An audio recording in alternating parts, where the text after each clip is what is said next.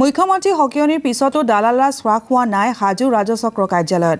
কাৰ্যালয়টোত গিজগিজাই আছে একাংশ দালাল, যাৰ পৰিপ্ৰেক্ষিতত সাধাৰণ জনতাই সৰু এটি কামৰ বাবে কাৰ্যালয়টোত এবছৰ ধৰি তাঁতবাতি কাঢ়িও বিমুখ হ'বলগীয়া হৈছে। দালাল নধৰিলে কোনো কামতে হাত নিদিয়ে বিষয়া কৰ্মচাৰীয়ে। উত্তৰাধিকাৰী নামজাৰিৰ বাবে দালালে বিচাৰে ৮০,০০০ টকা। টকা নিদিয়াৰ বাবে বছৰ বছৰ ধৰি পেলাই ৰাখিছে বহু কাম। আৰু এই সন্দৰ্ভত আমাক আৰু অধিক জনাব আমাৰ সাংবাদিক দীপক দাসে।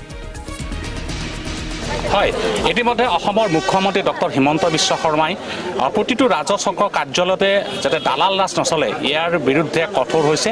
আৰু ইতিমধ্যে প্ৰতিগৰাকী ৰাজচক্ৰৰ চক্ৰ বিষয়াক তলব কৰি তেওঁলোকক কৈছে যে কোনো পথে যাতে দালাল ৰাজ নহয় তাৰ ব্যৱস্থা হাতত ল'বৰ কাৰণে প্ৰতিগৰাকী চক্ৰ বিষয়াক তেওঁ নিৰ্দেশ জাৰি কৰিছে। কিন্তু এই মুহূৰ্তত মই এটি ৰাজচক্ৰ কাৰ্যালয় দেখুৱাবলৈ উপস্থিত আছোঁ, তীৰ্থনগৰী হাজোস্থিত ৰাজচক্ৰ কাৰ্যালয়। আৰু এই একাংশ ভুক্তভোগী ৰাইজ হ'ব লাগিব যে তেওঁলোকৰ বিভিন্ন কামৰ বাবে এই চক্ৰ বিষয়াৰ কাৰ্যালয়লৈ আহে, কিন্তু কাম কোনোপধ্যে নকৰে। যদি দালাল নধৰে তেতিয়াহ'লে এই যি মণ্ডল হওক যি চক্ৰ বিষয়া হওক তেওঁলোকে কাম নকৰে। এনেধৰণৰ অজুহাত তেওঁলোকে দেখুৱাই, বিভিন্ন অজুহাত দেখুৱাই।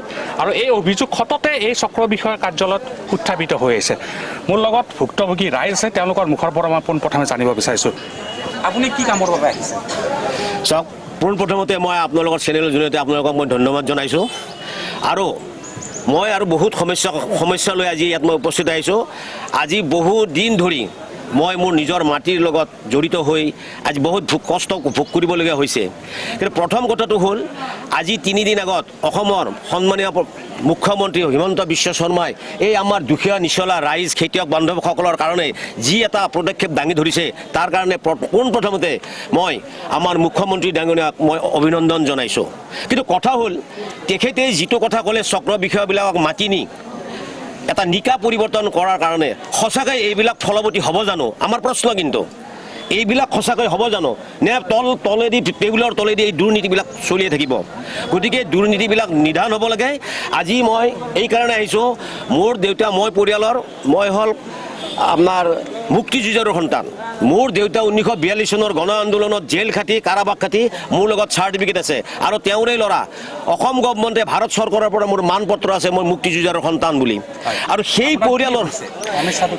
পৰিয়ালৰ মাটি আজি আমাৰ নাম কৰ্তন কৰি মাটি নথকা মানুহৰ নামত নামজাৰি কৰি নামজাৰি কৰিছে। কোনে কৰিছে? এই চক্ৰ বিষয়াৰ ফালৰ পৰা হৈছে। যদি আমাৰ মাটিবিলাক যদি নিৰাপত্তা নাই, যদি আজি এওঁৰ মাটি কাক লিখি দিয়ে, তাৰ মাটি কাক লিখি দিয়ে, তেতিয়াহ'লে আমাৰতো খেতিয়কসকলৰ নিৰাপত্তা নাই, আমি চলিম কেনেকৈ? গতিকে আমি ভাবোঁ এই দুৰ্নীতি যিবিলাক দালালৰ দ্বাৰা হৈ আছে এইবিলাক নিধান হ'ব লাগে। দালাল শ্ৰেণীক ইয়াৰ পৰা খেদিব লাগে।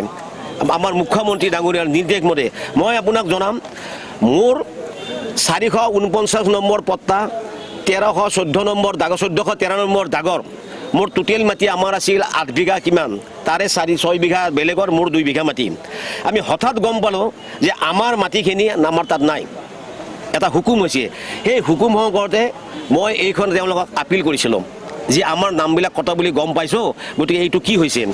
তেতিয়া তেওঁলোকে আমাক এখন কাগজ দিছিলে, এইখন আমাক মাতিছিলে যে আপোনালোকে হাজিৰ হওক, কি আপত্তি আছে। দিয়াৰ পিছত আমি গম পালোঁ যে তেওঁলোকে যেতিয়া আমাক মাতিছিল তেতিয়া ক'ভিড প্ৰট'কলৰ কাৰণে গভৰ্ণমেণ্টৰ পৰা এখন অৰ্ডাৰ আছিল যে এতিয়া ক'ভিডৰ কাৰণে কোনো হুকুম হ'ব নোৱাৰে, এইবিলাক বন্ধ আছে। এইখন মই দেখিছোঁ কমিটিৰ কবত এইখন বন্ধ আছে, মই লিখি দিছোঁ। ইয়াত গভৰ্ণমেণ্ট টোটেল লিখাই আছে, এইখন গভৰ্ণমেণ্টৰ, এইখন মোৰ কাগজ নহয়। ইয়াত লিখাই আছে যে ক'ভিডৰ কাৰণে কোনো অৰ্ডাৰ হ'ব নোৱাৰে। কিন্তু তাৰে ক্ষেত্ৰত আমি আমাৰ মণ্ডলজন ধীৰেণ মণ্ডলক সুধিলোঁ যে এইটো কি হ'ব, যে মই কোনো ৰিপৰ্ট দিয়া নাই, মই কোনো এই কেছৰ বিষয়ে নাজানো, মই কিন্তু অৱগত নহয়।